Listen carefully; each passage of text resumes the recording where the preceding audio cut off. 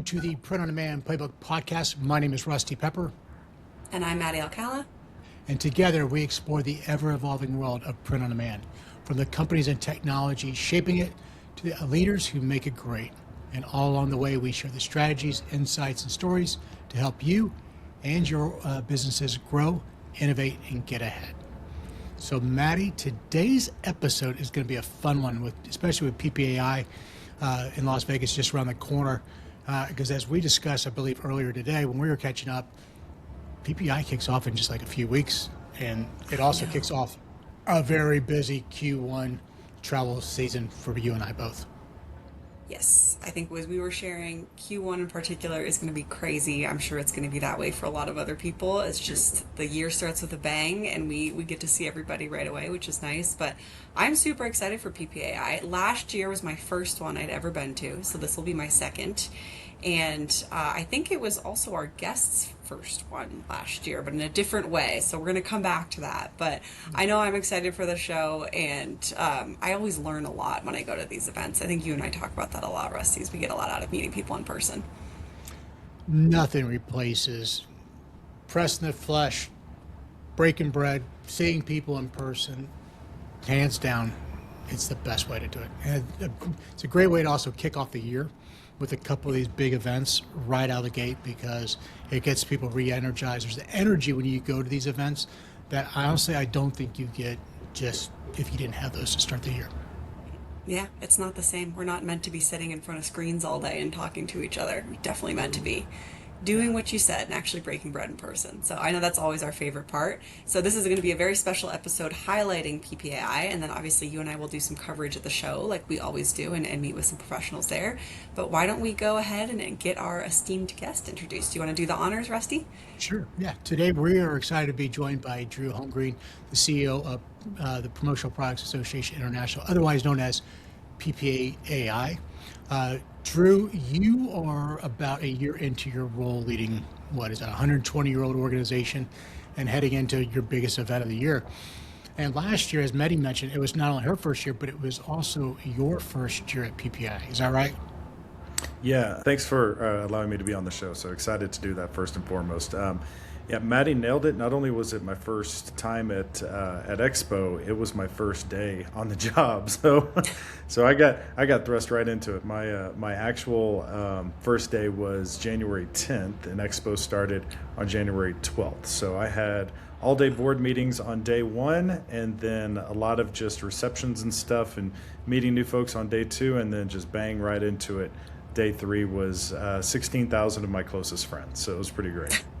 Your newest and closest friends. That's right. That's right. That's right. That might take a new record of like trial by fire for a new job. Yeah, Board it was meetings into a big trade show.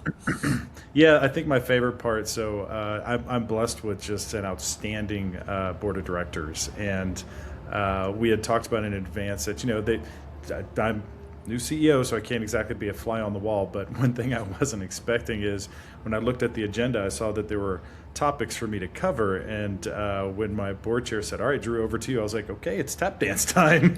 so I just kind of jumped in, but it was great. Wouldn't have had it any other way. And Expo was outstanding. I was told just how warm and welcoming a community it is, and just be prepared to be very open to hugs. And yeah, I had about 4,000 or so hugs on site, which was cool. I'm a huggy person, so it was all fine. Love it.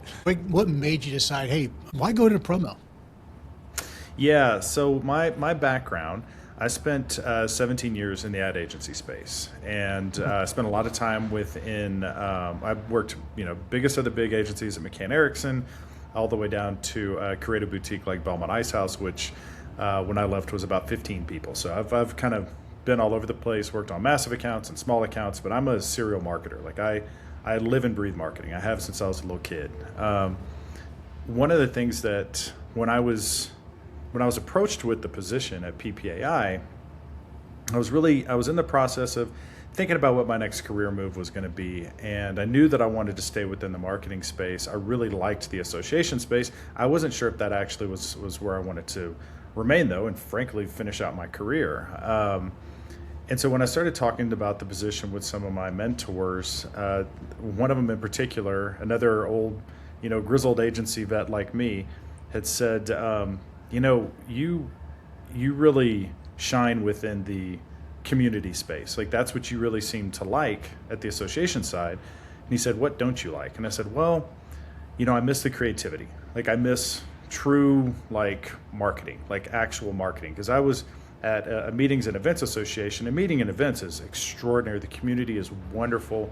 Events was definitely engaging to me, but it's not pure marketing. Merch is. And so when I really started to think about this role and how it aligned with my likes, my interest, and what I wanted to pursue for the rest of my career, I thought, well, this is a marketing association, so let's go after it. And so I love it, and it's a little bit of an underdog marketing channel, so it's a little bit of that marketing that a lot of agencies and brands aren't fully considering as part of their media arsenal. So I thought this is a great opportunity to really take hold of something and drive it forward to the next level.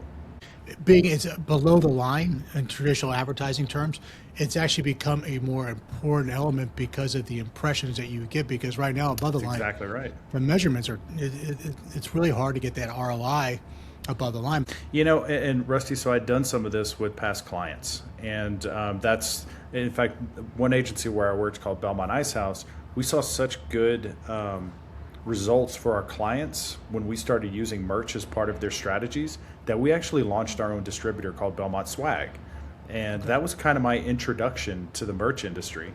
And so again, when I was going through the interview process, I was using the term swag a lot in the interview process. And fortunately, one of the executive committee members for PPAI kind of pulled me aside and said, hey, not quite the word that's uniformly accepted, although to this day, I still think it's a great word. But that was my introduction to it. And you're exactly right. With digital, with TV, with radio, print, outdoor, there's tracking mechanisms, and you can get ROI and you can get those results.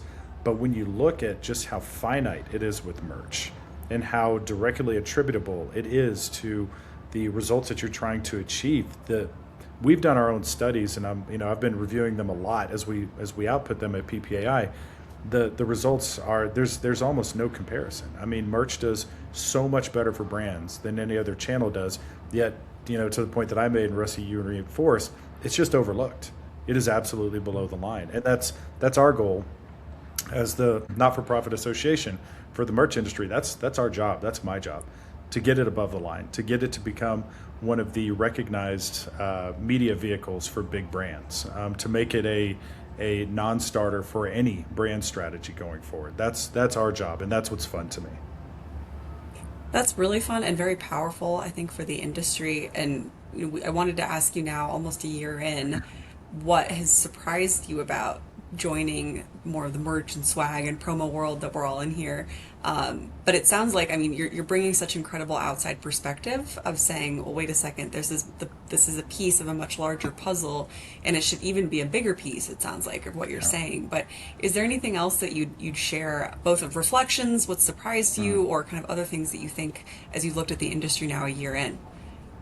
Yeah, there's a lot of surprises. I think the biggest surprise that I walked into was I wasn't expecting us to face economic turmoil with all these tariffs being tossed around and our industry being hit pretty hard by them. Not surprising, but very great to see is the resiliency of this industry. And in talking with so many people who are either new to the industry or have seen it before, it's kind of a been there, done that.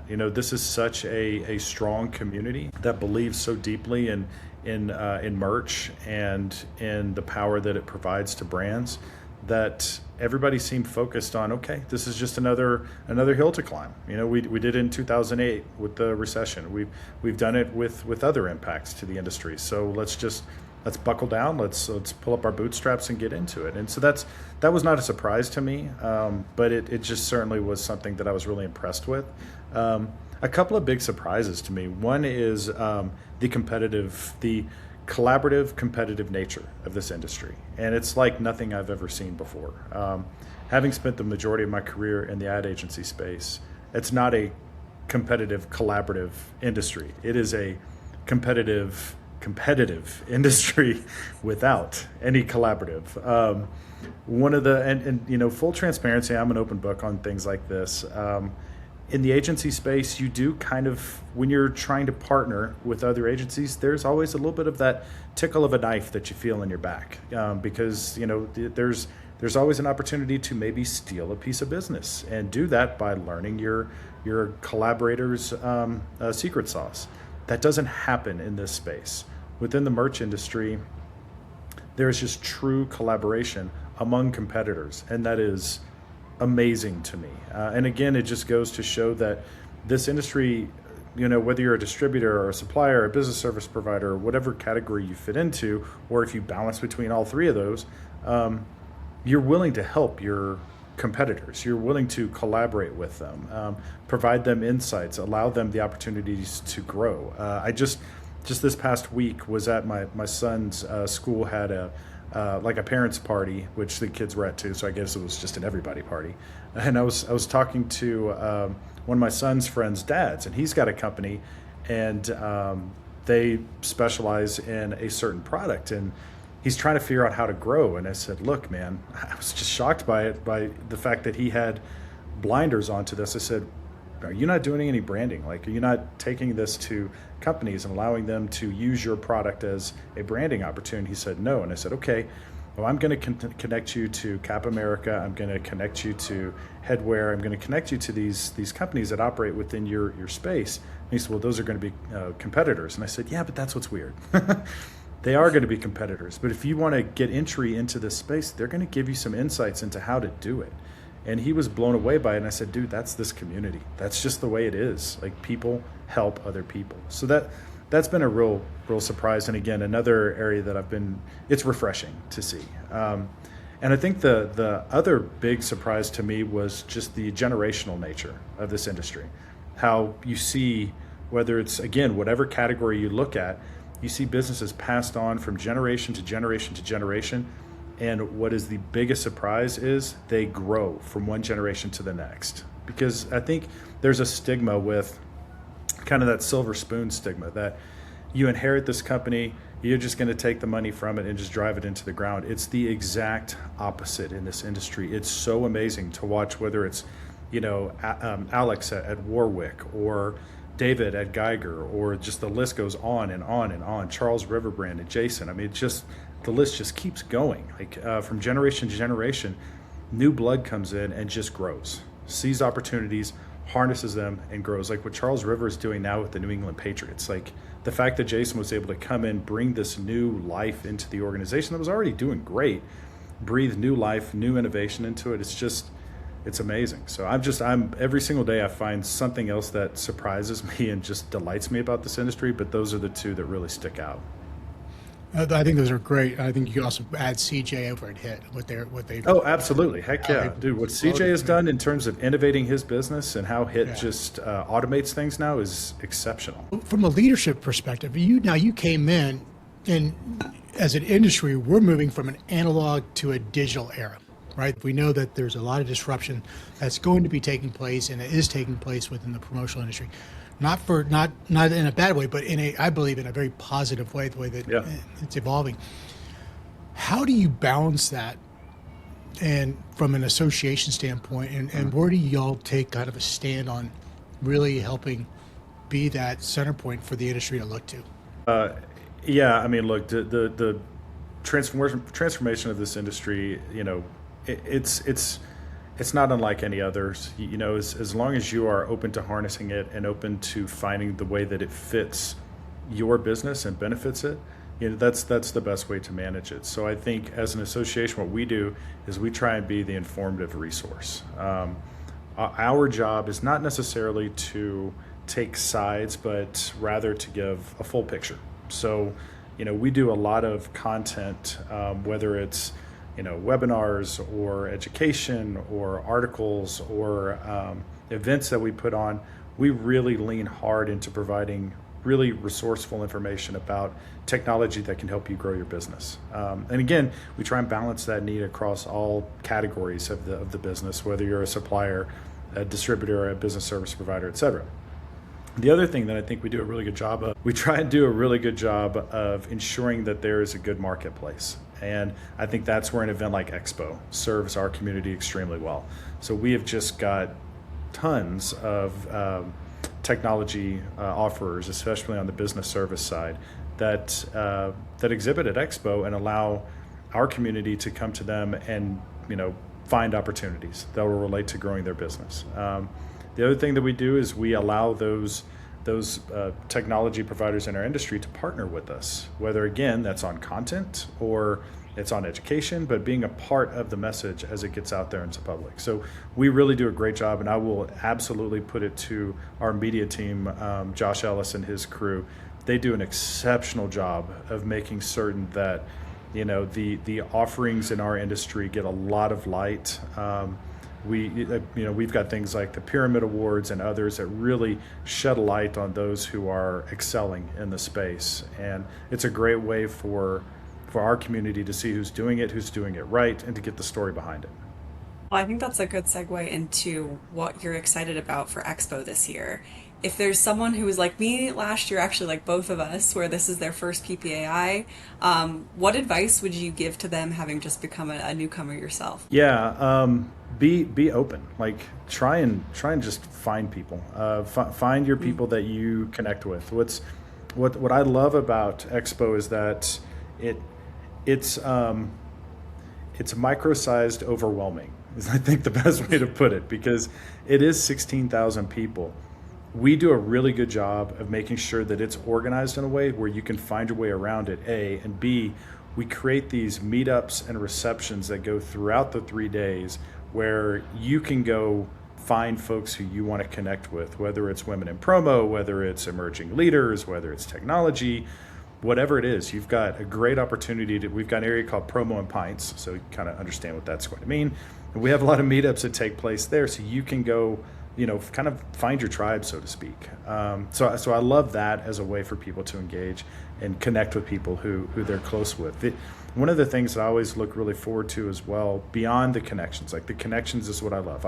That's why I like the association space. I love the education that we put on. So that first day on Monday, we've got education from 7:30 in the morning till I think 4:30 in the afternoon, including a town hall that Denise Taschereau, my board chair, and I will do at the end of the day. That is your opportunity to just go learn. We have dozens of breakout sessions. That particular day we have 2 keynotes. We have another keynote Tuesday morning. Our professional development team, led by Jessica Gibbons-Rausch, they just do an unbelievable job of sourcing education. So if you go to ppai.org/expo, you can go and look at the schedule and see all of those breakout sessions, see information about our keynotes. Our keynotes are awesome. We've got one who's very technology focused with, of course, AI as part of it.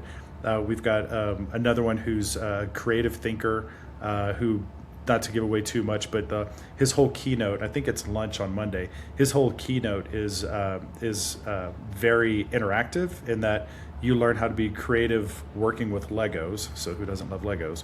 And then our third keynote is just an amazing, Damien, just a great inspirational leader. So, combine those with just these great breakout sessions. I mean, you just pick and choose. This is a choose your own adventure type scenario on Monday. Is there anything different or unique about this year's Expo versus last year's or any of the ones in the past? Yeah, each year we try and do little things that are surprise and delight in nature. So we try and bring things to the show floor that just kind of spin it on its side a little bit. But I really think the biggest change that you will see year over year is a really concerted focus on connections. So between those meetups and areas throughout the show floor for people to get together. And then the education, just the caliber of the education. Our team really stepped up their game this year. To be quite frank, again, being a not-for-profit association, our job is to invest back into our community. So we invest in value for our members. We don't put our minds toward profit. So all of that, every cent that gets paid towards PPAI goes towards the speakers, goes towards the experience, goes towards the event. So that's where you're going to see some change, because what the ultimate value that we offer at Expo is connections and it's education. And that's where we put a lot of our effort this year. And so you're going to see changes in how those are facilitated on site. One thing I'm actually very happy about is y'all got rid of all the carts. The people that would pull the carts behind them. When you walk the aisle, you trip over them or whatever. Those are gone, right? Those are gone. Yep. So Rusty, I'm glad you brought that up. So that was an interesting one to me. So when one of the first questions that I asked as it relates to Expo last year when I came on board is, what's our attendees look like? Like, what's our count look like? And I was told, well, it's actually down a little bit year over year. I said, well, why? We're like the Super Bowl of the industry. And I was told, correct. We are really it's the same thing this year. We are going to be down a little bit on the amount of attendees. And I mean just a tiny, fraction of a percentage point. But it's purposeful because we are trying to get the most qualified individuals to attend Expo, to get rid of the people who are there really just to kind of get a bunch of free stuff. We want people who are there who are driving home that mission that PPAI has and really driving this community and advancing it forward and doing so strategically. So where our attendee count may go down just a little bit of a smidge, and I'm talking about maybe 100, 200 people, the number of companies exhibiting it actually goes up because we are trying to get companies there who are bringing more strategic leadership to the industry and really validating them and vetting them and making sure that they are right for what this industry needs to grow into. But that was a big learning for me because typically you want to see, it's almost like, so Rusty, we'll get this one quite a bit because we've got some alignment here. It's like when I was at the University of Texas, the enrollment at UT has actually gone down over time, and that was very purposeful. It was done because University of Texas is trying to get the highest caliber student that it can, as opposed to opening up its enrollment. It's very similar to what PPAI is doing. Yeah. Does that line up, I'm curious, with how you're bringing a perspective into the organization? Because I imagine there's a little bit of obviously don't want to rock the boat because the organization itself has such a long history, so well respected. But I'm curious if there's an extrapolation there between how you're looking at the Expo itself versus how you're thinking about the next couple years of PPAI overall. Yeah, for sure, Maddie. So one of the things that we are doing in long-term vision is looking at this as a marketing channel and looking at this community as marketers, which in turn makes it a marketing association. What this does for everybody in our community is it gives them the opportunity to grow their capabilities and their capacity to be brand leaders and marketing leaders. And it's really, when it comes down to it, it's not big shifts. And to be quite honest, as I've told this story and started to evaluate and create this vision over my first year, I've gotten pure alignment from everybody I talk to. But again, a lot of these folks like, Overture and Nadell and others, they're already kind of thinking like brand marketers. Nadell is interesting. When you talk to Debbie and Craig, when they go to pitches, they don't bring product with them because they're not about the product. They're about the concept and they're about the strategy. And that's what this is really about. And what you'll start to see out of our education is more consultative focus. So, allowing each, whether it's the distributor, primarily distributor, but also supplier, when they go into the room, instead of just bringing a bag of pins in, they might bring that bag with them, but before their client asks, what pin should I get? It's a question that goes back to them saying, well, what are you hoping to accomplish with this need? Who's your target audience? What's the messaging? Ultimately, what's your goal here? And let's talk about this in terms of your overall marketing mix. And now Joe's Auto Shop, they just might need pens at their front desk. Okay, that's fine. But as you start to ask this question, you now become a partner with them. And they start to think about you in a different light, thinking, well, this person is, now they're evaluating my business goals and my business needs. So let's have that conversation.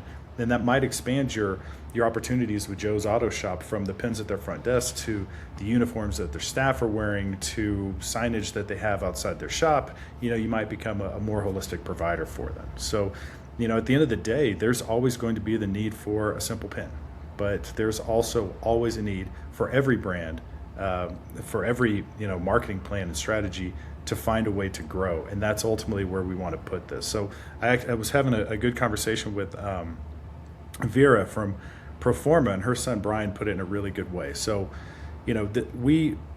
the merch industry is about $27 billion as of numbers from 2024, and we're still obviously tabulating 25. It's kind of grown, a little bit year over year over year. And the reality is our pie has just kind of been this big. And so Brian said, well, by this kind of strategy of elevating merch to a marketing channel, what you're ultimately doing is you're growing the pie, and that's making more business for everybody. And I said, that's in the simplest way possible. That's exactly right. So as we think more consultative, we allow our clients and our brands to think bigger picture in terms of marketing, and we start to get this message to CMOs and to brand executives and to advertising executives and media planners, and they start to rely upon merch, that pie grows. And so ultimately that's the higher tides raises all ships type scenario. Yeah, well, it's flipping it, right? Because I'm sure the impulse for a lot of people in the industry is quantity, because that's what moves the needle. Right. But it's actually saying, well, take a step back. Let's focus on the quality of the engagement with the customer and with the industry overall. And if you're patient with that, that's actually going to grow ultimately and give everybody a lot more opportunity. So I love that. I think that makes a lot of sense. I would also say too, obviously this is the print-on-demand playbook, so POD is a really important part, and I do believe that is a big part of the future for the promotional products industry as well. So how do you see, from your seat, POD fitting into the future of promo? Yeah, Rusty, it's essential. When you start to look at some of the primary trends within the industry, one of the big trends is personalization. Well, print on demand is the driver behind personalization. Personalization as a trend goes back to a couple things. So as the younger generations are coming up and merch is having its huge moment within the younger generations, you really see a lot of need and want for personalized. This next generation is all about just how can I connect with that very about me? And so that's personalization, and that is print on demand. So that is an obvious natural fit. We were talking a second ago about digital transformation.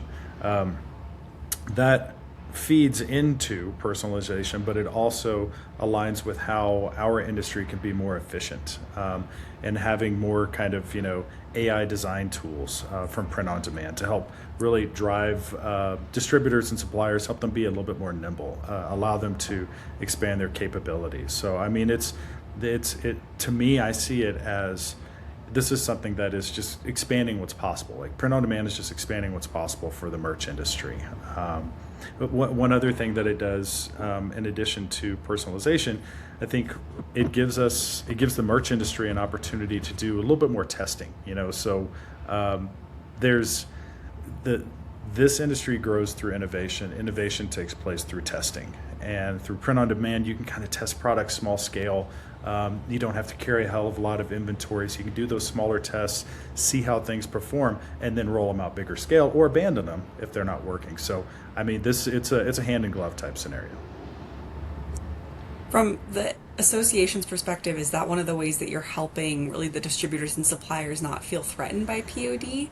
Is more of the testing model? Are there other tools in your toolkit as you're having those conversations? A lot of it is information. So it's kind of providing the articles about print on demand, providing education and content. I don't recall off the top of my head whether we have anything at Expo specific to print on demand, but we talk about it at our other shows. We talk about it. We've got a weekly kind of news segment called Playback Plus. It's a little bit like John Oliver's this week in this what is it? This last week tonight, John Oliver's show. So it's kind of like that, and so we routinely highlight things that are happening within the POD space as it relates to merch. So honestly, it's visibility. Like that's our job. Our job is to provide visibility and tools and resources to our community, and that's exactly what we do with print on demand. Because the tech is going to transform the way that the current company stores are being managed, how they're ordering it, what the life cycle looks like, what is marketing procurement, how are they measuring and tracking it.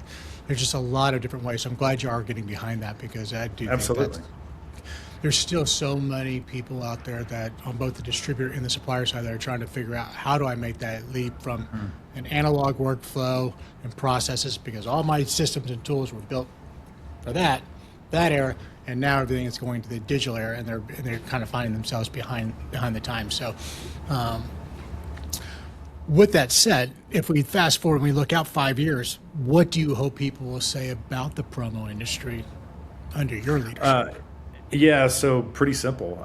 My hope is that everybody will be saying, "Wow, it's amazing." Now, when marketers come to us and we collaborate with them on their media plan, merch is always a part of it. That's ultimately what I would love to see. And we are one of the big initiatives that we're putting out there is a global marketing plan. And one of the ways that we plan to measure that is by surveying some of these brands, brand leaders and advertising executives, et cetera, the whole audience that I spoke about a second ago, and looking at what our share of voice is within their media plans. So 5 years from now, I'm hoping that we see merch having a much larger share of voice. Now, there's also a reality here. The cost to run a TV spot is astronomically more than the cost to buy, 20,000 Yetis for your clients. Although Yetis tend to run kind of pricey, so maybe it's about the same. but the cost is different there. So you're not going to see us take this massive bite into the entire media landscape where we're taking trillions of dollars away. No. But we should see a significant increase in our share of voice. And I don't know what that number is right now because we've not looked at it just yet, but we are benchmarking it this year. And then 5 years from now, our hope is that we'll see it grow significantly. Do you have any good studies or anything based around the return on impressions? Because when I look at, I think about swag or promotional items. The nice thing about those products is it lives in the environment. I look around my office. I look everywhere I go. I kind of look around and say, okay, where do these products live? If you can put products with your brand in somebody's environment where they know you're going to see that, you're going to see those impressions long after you gave that product. And to me, that's one of the most undervalued calculations that we can provide, or the industry can provide. You were talking about the Yetis versus a TV spot. You run a TV spot a few times, but once you do Yetis or anything else, they're carrying it around. It's the secondary, the third, fourth impressions that people are getting beyond just the person that received it. Yeah, so Rusty, in my past, we would do what's called a wear out analysis, and primarily that would take place on a TV spot. So we had one of my clients. We had about a $25-30 million media budget. The lion's share of that went to TV. We would do a wear out analysis every year and a half, 2 years. We always found that those TV spots had a lifetime of about 2.5 years, and then you'd have to redo them. Now, take into consideration, the cost to produce one of those spots was about $500,000 each. We did about 4 to 5 TV spots. So already you're out the door anywhere between $2 and $2.5 million every 2 to 3 years. You're cycling through that. That's a whole lot of money, not to mention the $25 million we're spending in media. And for TV, it was maybe about $15-17 million. So, you're looking at a really healthy spend and degrading impressions over time. Now take that and look at merch. The average lifetime of a T-shirt that's handed out is 7 years. 7 years that is going to live in somebody's closet, rotate around with them on the street, and you're going to get continued impressions. Now, here's the big difference between a TV spot and a T-shirt. A TV spot is a marketer talking to you. A T-shirt is your influencer talking to you. So, when I'm wearing, I have a obsession with brewery T-shirts. Okay, but I'm only going to buy a brewery T-shirt if I'm like, all right, yeah, this beer is pretty good. So just the other day, I was wearing a Coastal Plains brewery T-shirt. This brewery's up in Wisconsin. Okay. And somebody saw it, asked me about it, and said, yeah, it's a really cool little brewery, kind of in the middle of nowhere, Wisconsin.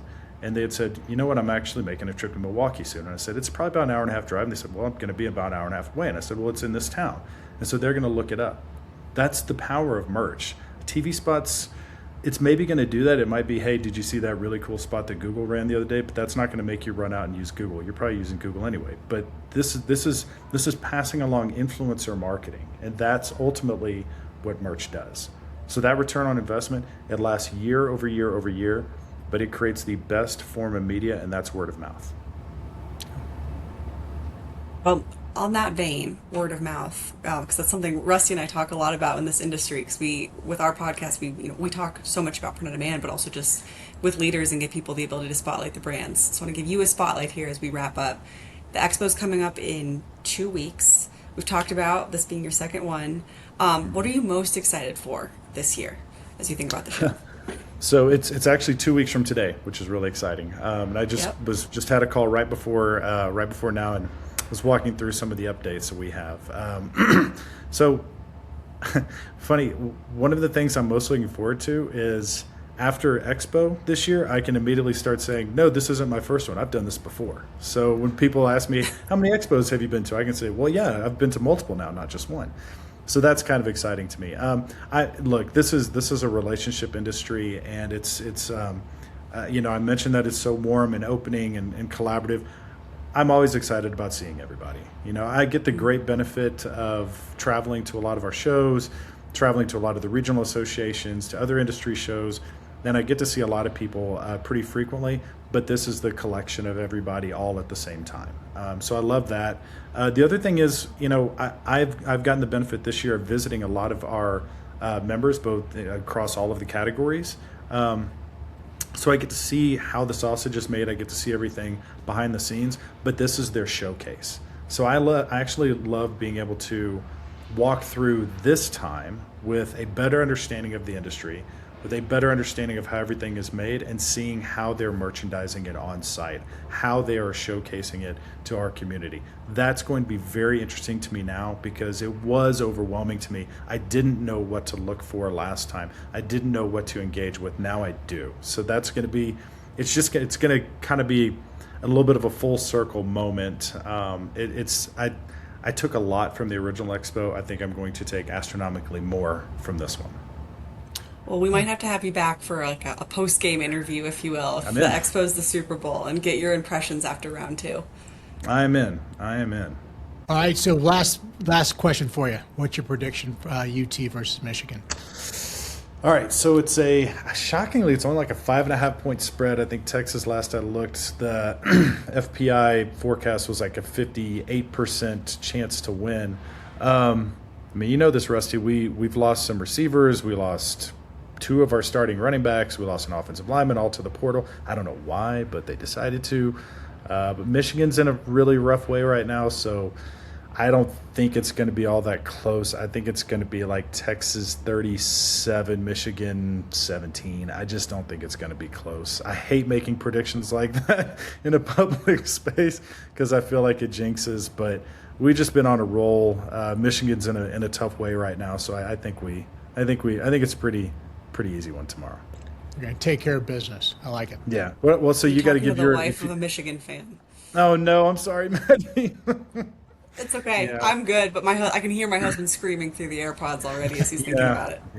Yeah. Yeah, So, they Rusty, are what's definitely your? in a tough way. They are. What's your prediction then? I was going to go over 10. I think it's going to be a 10-point Texas win. I don't really know.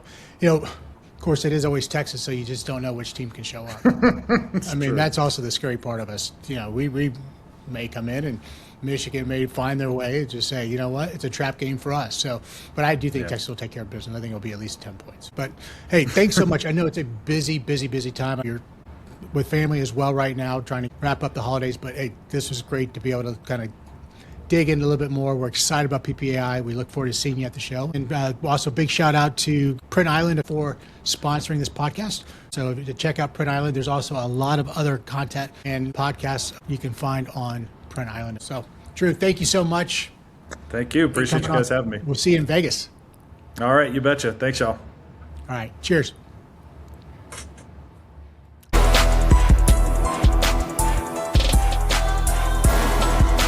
I think he's going to breathe a really interesting breath of fresh air into PPAI. I loved his take on marketing and merch and how he's thinking about it much broader than just the industry. And we were actually talking about that earlier when we were catching up on a totally different topic about how bringing in outside perspectives outside of just print and promo. And I think that's something that is, you and I, as we do these interviews and have conversations, we look at all these different segments of the industry. I think that's a common theme, is that the more that we can break out of our silos and think about the bigger picture, better for everybody. And it feels like Drew is going to do a really good job with that with PPAI.